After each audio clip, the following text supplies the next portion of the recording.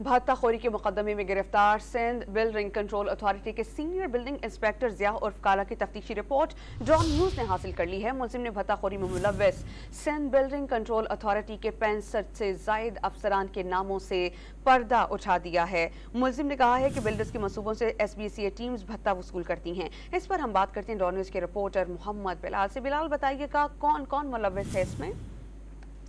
जी बिल्कुल, देखिए मुलजिम ने दौरान तफ्तीश SBCA के भत्ता वसूल करने वाले 65 से जायद अफसरान के नामों से पर्दा उठा दिया है।